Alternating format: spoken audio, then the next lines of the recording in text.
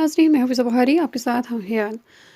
اسلام جب سے اس دنیا میں پھیلا ہے اور نبی کریم آقائے دو جہاں محمد صلی اللہ علیہ وسلم اس دنیا سے بظاہر تشریف لے جا چکے ہیں، تب سے ہزاروں لوگ ایسے ہیں جنہوں نے اشارتاً یا ظاہراً یا خواب میں مکمل طور پر زیارت آقائے دو جہاں حضرت محمد رسول اللہ صلی اللہ علیہ وسلم کی ہے۔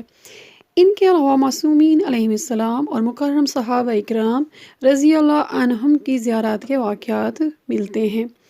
ابھی بھی بہت سے ایسے لوگ ہیں جو زندہ ہیں، لیکن انہیں کبھی نہ کبھی کوئی اشارہ ملا ہے کہ وہ آقا حضرت محمد رسول اللہ صلی اللہ علیہ وسلم کے سامنے حاضر ہیں، یا مولا مشکل کشا امیر المومنین علی ابن ابی طالب علیہ السلام سے بذریعہ خواب جاگتی آنکھوں سے ملاقات ہوئی ہے۔ بہت سے لوگ ایسے اپنے واقعات بتاتے ہیں جو سیدۃ النساء العالمین خیر النساء سیدہ دو جہاں حضرت فاطمہ الزہرا سلام اللہ علیہا سے بذریعہ خواب ملاقات کرتے ہیں اور آپ کے مسائل کے حل پیش فرماتی ہیں۔ لیکن آج ہم عام لوگوں کی باتیں کرتے ہیں۔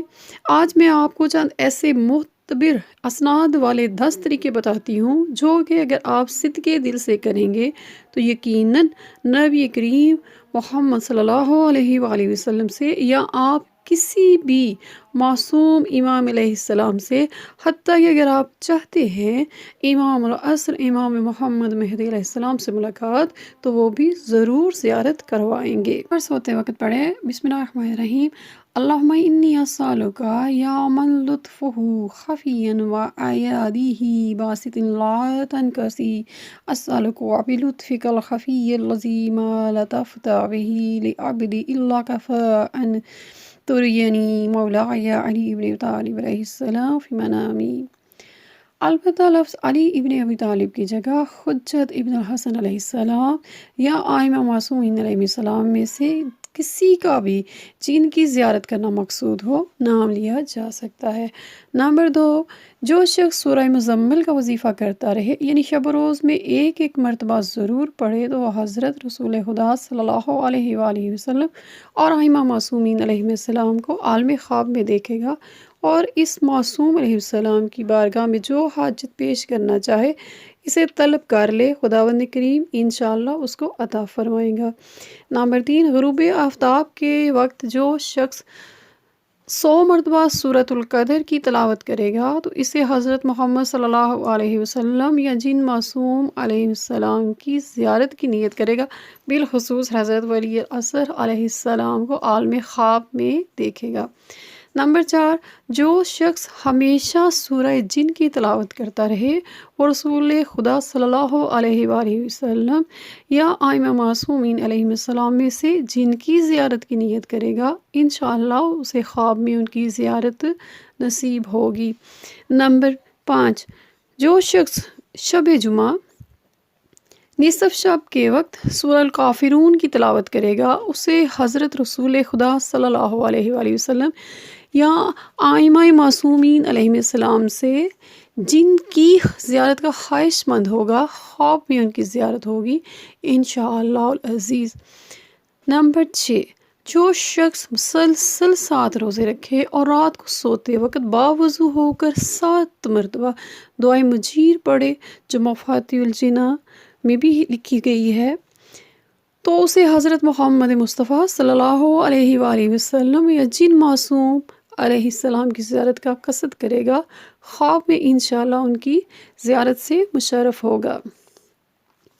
نمبر 7، جو شخص رات کو سوتے وقت باوضو ہو کر صحیفہ کی دعا جو محیج الدعوت میں نقل کی گئی ہے 5 مرتبہ پڑھے، تو اس کو حضرت محمد مصطفیٰ صلی اللہ علیہ وآلہ وسلم یا جن معصوم علیہ السلام کی زیارت کا ارادہ کرے، انشاءاللہ خواب میں ان کی زیارت کا شرف حاصل ہوگا۔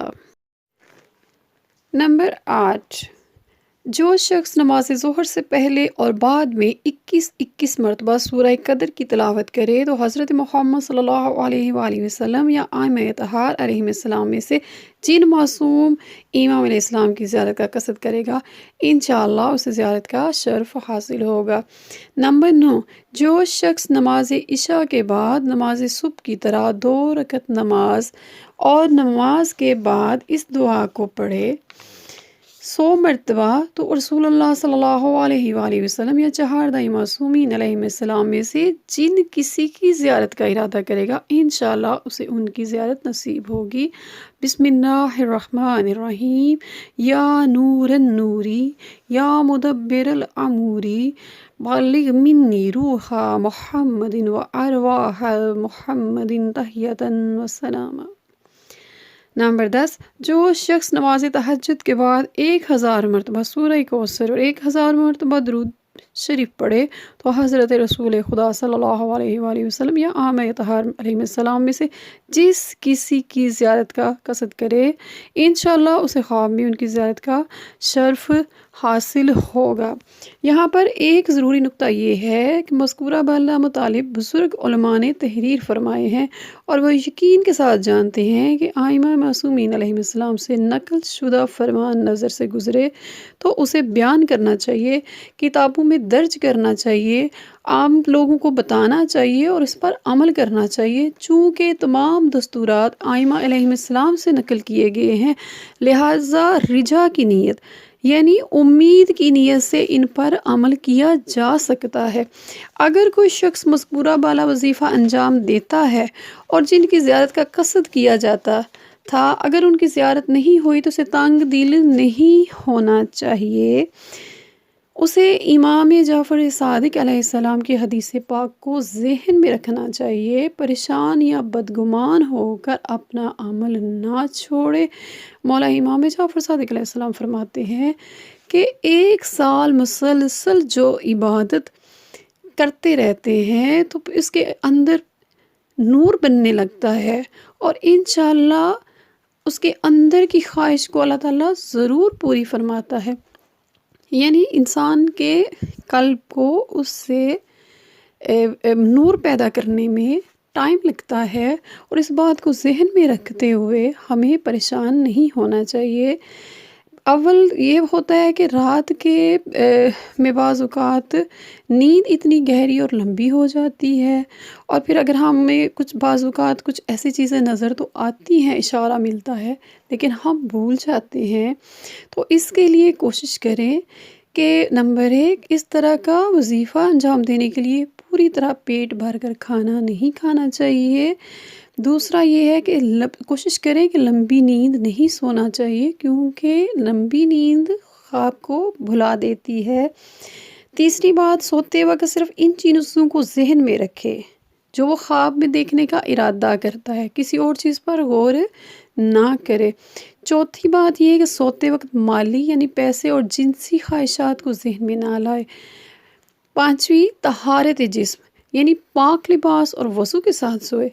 छठा, ख्वाब ना भूलने की नीयत से आयतुल कुर्सी तिलावत करके सोए तो इंशाअल्लाह अपनी मुराद को पा लेगा। वस्सलामु अलैकुम व रहमतुल्लाहि व बरकातुहू।